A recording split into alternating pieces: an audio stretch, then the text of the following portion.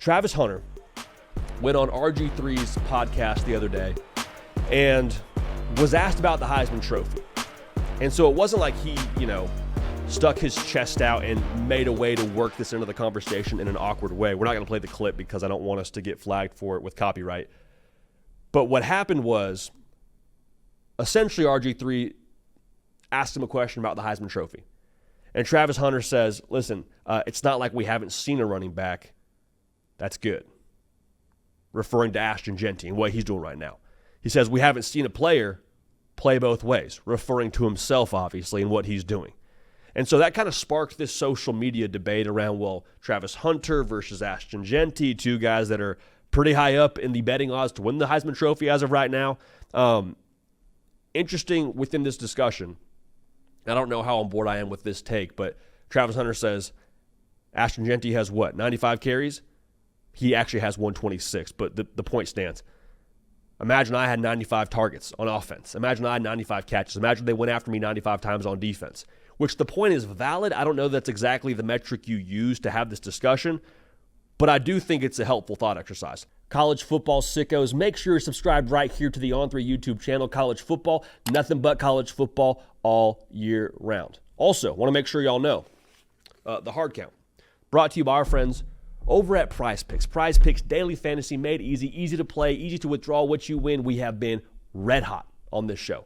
Got a square that we love for you a little bit later in this segment. However, using code HARDCOUNT, $5 in lineups gets you $50 in promo funds. So you can take all those promo funds, put them on this square that we have for you a little bit later, and we'll make sure we have a good time. Again, code HARDCOUNT. We appreciate you using that, getting that promo funds, and also for being subscribed to the channel. Let's take it a step further now, because I think this is maybe what I would have said. If I'm Travis Hunter, I say, imagine him out there playing against Hawaii. Imagine him out there playing against Georgia Southern. You see what I'm doing against these FBS teams, not FBS teams, these Power 4 teams, these Big 12 teams.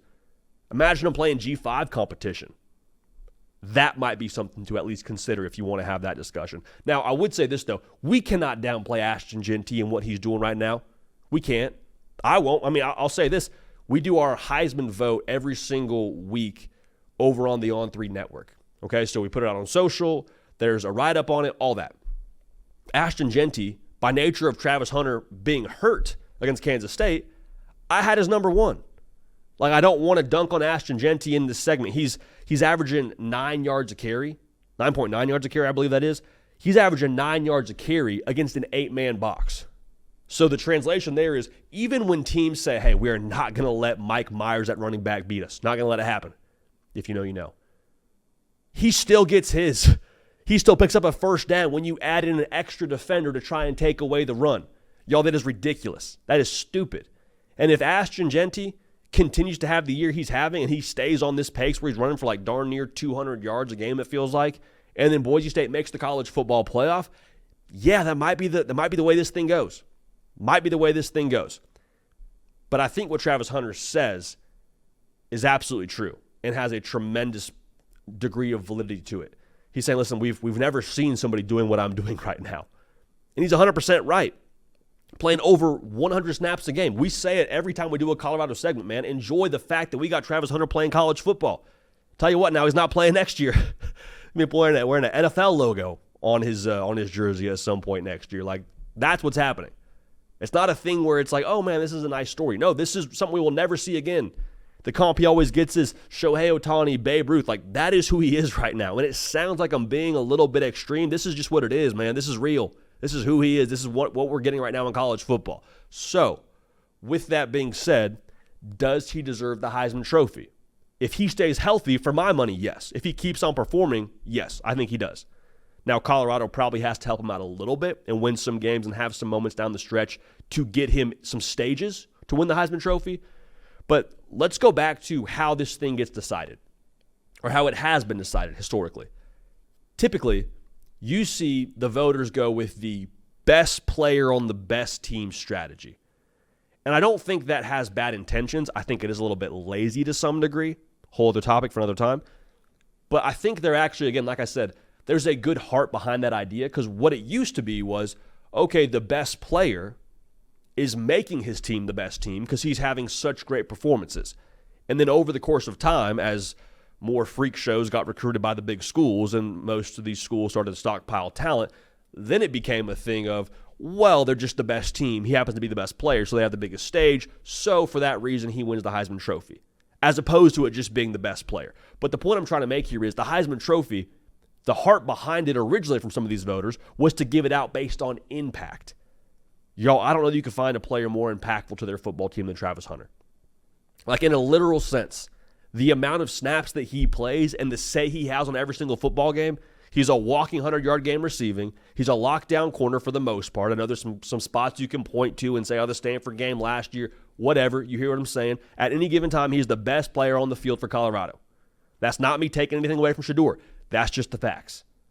All right, so when we look to the future now, can he win the award? I told you, I think Ashton Jeanty, if Boise State's your G5 playoff rep and he keeps running for 200 yards a game, that's going to be a tough discussion to have. However, there's some competition within the G5, Army and Navy. UNLV is going to be a big-time stage for Jeanty next Friday. We'll have to unpack that on the 12th seed with our guy Cato. But the point remains the same. I think for Travis Hunter, again, you have to have Colorado help you out a little bit on some big stages. There's no way around that. But I think if there were to be a year where we could try and shave out or box out as best we can the idea of best player on best team, I think this might be that year. In one respect, because we got the 12-team playoff, so you have more teams in that sense competing for playoff spots as opposed to just the 4 that were limited to before, so that helps things optically. And then also, just look at the way the year has gone, man. With the realignment and scheduling and just the parity I put in air quotes, the way this thing has gone, man, we have had Heisman frontrunner after Heisman frontrunner. It feels like get dinged up or lose or whatever, and I say dinged up in a gameplay perspective. And then take a step further, the best team in America right now in Texas, and their quarterback, Quinn Ewers, has missed multiple games. So it used to be Jalen Milroe, they lose to Vandy. Okay. It's Cam Ward, he has some great performances, but they scare you with how they play against Vatek and Cal. So what I'm trying to say here is I think this is the most wide-open Heisman race we've ever had. And I think with that being the case now, there is opportunity for more teams to lose down the stretch, and maybe it's a situation where Travis Hunter, regardless of Colorado, regardless of if they're 6-6 or 7-5 or whatever, 8-4, pick a number, I don't care. Maybe it's a thing where Heisman frontrunner after Heisman frontrunner ahead of him, quarterback on a big-time team ahead of him, loses a football game, has a bad day, whatever, and then we get to the end, the dust settles, and it's like, well, Colorado, they're not in the playoff, but gosh dang it, man, what he's been doing throughout the course of the year, that body of work, like, give him his trophy. That very much so I believe is in the cards. I'll say it again, though. For those of y'all that, we get this a lot. Colorado hater, he doesn't like this, he doesn't like that, whatever. If you gave me a vote today, Travis Hunter stays healthy, plays the level he's playing at, he is my vote for the Heisman Trophy. And y'all, to be real, Ashton Jeanty is unbelievable, and I told you how it could happen, but I would not be shocked in the slightest if Travis Hunter just continued to do what he does and they end up separating from the pack. All right? So, PrizePicks.com, again, code HARDCOUNT. $5 in lineups gets you $50 in promo funds. The square that we love this weekend. I think Colorado beats Arizona, and I think that Travis Hunter goes for more than 98.5 receiving yards. He's been a walking 100-yard game, especially when he's healthy. Arizona has been pretty mid against the pass, so go ahead and take that square, pair it with whatever you want. Go ahead and lock that in. Code HARDCOUNT, $5 in lineups, $50 in promo funds. But again, my vote for Heisman Trophy, if I had one, Travis Hunter at this point in time.